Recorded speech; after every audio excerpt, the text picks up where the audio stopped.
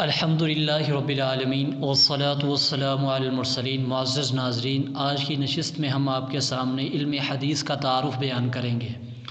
معزز ناظرین، کسی بھی علم کو سیکھنے سے پہلے اس علم کا تعارف ضروری ہوتا ہے۔ آج کی نشست میں ہم آپ کے سامنے علم حدیث کا تعارف اور اس کے متعلق بنیادی تصورات کے حوالے سے بات کریں گے۔ معزز ناظرین، سب سے پہلے ہے حدیث۔ لفظ حدیث کا لفظی معنی کیا ہے؟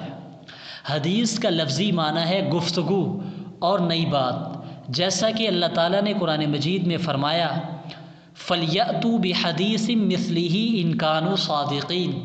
اگر وہ لوگ اپنے دعوے میں سچے ہیں تو اس جیسا کلام یا اس جیسی بات لے آئیں۔ معزز ناظرین، یہاں پر اللہ تعالیٰ نے حدیث کا لفظ استعمال کیا ہے اور اس سے مراد کلام لیا ہے۔ پتہ یہ چلا کہ حدیث کا مطلب ہے گفتگو کرنا، بات یا کلام۔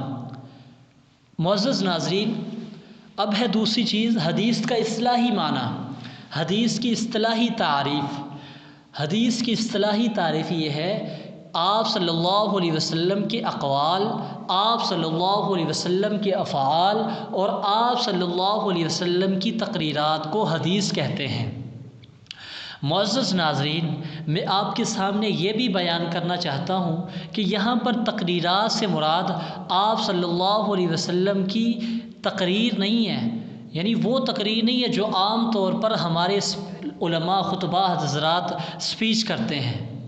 میں اس کی وضاحت بعد میں کروں گا، اس سے پہلے میں آپ کے سامنے حدیث اور سنت کے درمیان فرق کو واضح کرنا چاہتا ہوں۔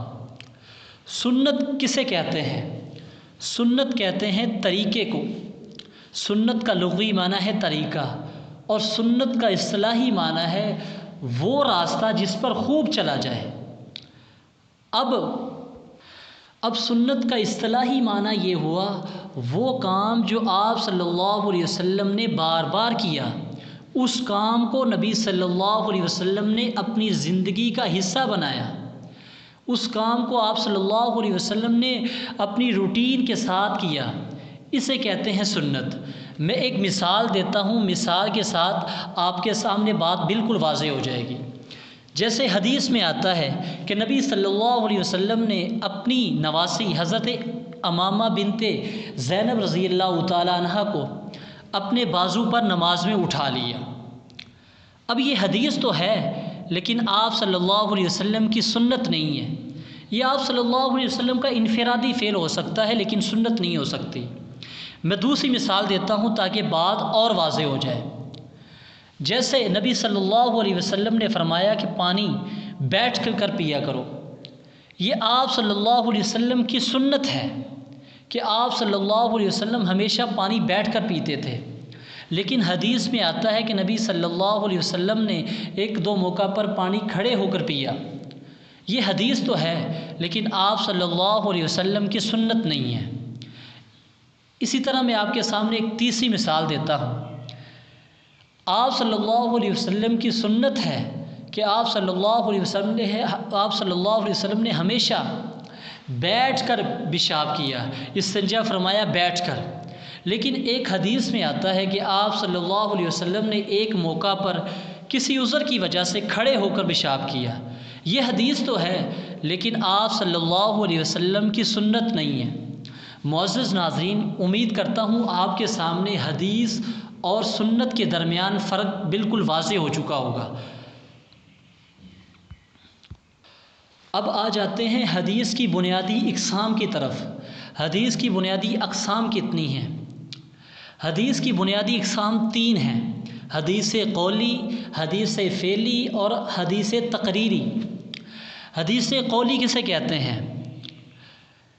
وہ روایت جس میں صحابی یہ بیان کرے آپ صلی اللہ علیہ وسلم نے یہ ارشاد فرمایا، جیسے آپ صلی اللہ علیہ وسلم کا ارشاد ہے انما الاعمال بالنیات، اعمال کا دار و مدار نیتوں پر ہے۔ یہ ہے حدیث قولی، یعنی اس میں آپ صلی اللہ علیہ وسلم کی بات کا ذکر ہوتا ہے، آپ صلی اللہ علیہ وسلم کے ارشادات کا ذکر ہوتا ہے۔ دوسری قسم ہے حدیث فعلی، جس روایت میں صحابی آپ صلی اللہ علیہ وسلم کے کام کو ذکر کریں، یہ کام آپ صلی اللہ علیہ وسلم نے کیا، اس کو حدیث فعلی کہتے ہیں۔ تیسرے نمبر پر ہے حدیث تقریری۔ میں نے آپ کو پہلے بتایا تھا تقریر سے کیا مراد ہے۔ تقریر سے مراد یہ ہے کہ کوئی کام آپ صلی اللہ علیہ وسلم کے سامنے کسی صحابی نے کیا، آپ صلی اللہ علیہ وسلم نے اس صحابی کو اس کام کرنے پر منع نہ کیا ہو، یہ بھی آپ صلی اللہ علیہ وسلم کی حدیث میں شامل ہے۔ اس پر میں ایک مثال دیتا ہوں کہ ایک صحابی نبی صلی اللہ علیہ وسلم نماز پڑھا رہے تھے، ایک صحابی آئے، آپ صلی اللہ علیہ وسلم کے ساتھ فجر کی نماز میں شامل ہو گئے۔ جب صحابہ کرام نماز پڑھنے سے فارغ ہو گئے تو وہ صحابی اٹھ کر دوبارہ نماز پڑھنے لگے۔ آپ صلی اللہ علیہ وسلم نے اس صحابی سے پوچھا کہ بھئی تو کون سی نماز پڑھ رہا ہے؟ تو اس صحابی نے جواب دیا کہ میری سنتیں رہ گئی تھیں تو میں نے یہ سنت، نبی صلی اللہ علیہ وسلم فجر کی نماز پڑھا رہے ہیں، اب فجر کے بعد کوئی بھی نماز نہیں پڑھ سکتے، فجر کے بعد سنت نوافل پڑھنے سے نبی صلی اللہ علیہ وسلم نے نبی صلی اللہ علیہ وسلم فجر کی نماز پڑھا رہے تھے۔ اب فجر کے بعد نبی صلی اللہ علیہ وسلم نے نوافل پڑھنے سے منع فرمایا ہے۔ ایک صحابی آئے، نبی صلی اللہ علیہ وسلم فجر کی نماز پڑھا رہے تھے، وہ صحابی نبی صلی اللہ علیہ وسلم کے ساتھ جب انہوں نے نماز مکمل کی تو اٹھ کر وہ دوبارہ نماز پڑھنا شروع ہو گئے۔ جب ان صحابی نے نماز پڑھ لی تو نبی صلی اللہ علیہ وسلم نے ان صحابی سے پوچھا کہ بھئی تو کون سی نماز پڑھ رہا ہے؟ فجر کے بعد نوافل پڑھنا منع ہے۔ تو اس صحابی نے عرض کیا یا رسول اللہ صلی اللہ علیہ وسلم میری سنتیں رہ گئی تھیں، میں فجر کے بعد سنتیں ادا کر رہا تھا۔ تو آپ صلی اللہ علیہ وسلم نے ان صحابی کو نکیر نہیں فرمائی، منع نہیں کیا۔ آپ صلی اللہ علیہ وسلم کا منع نہ فرمانا اس بات کی دلیل ہے کہ فجر کے بعد سنتیں پڑھ سکتے ہیں۔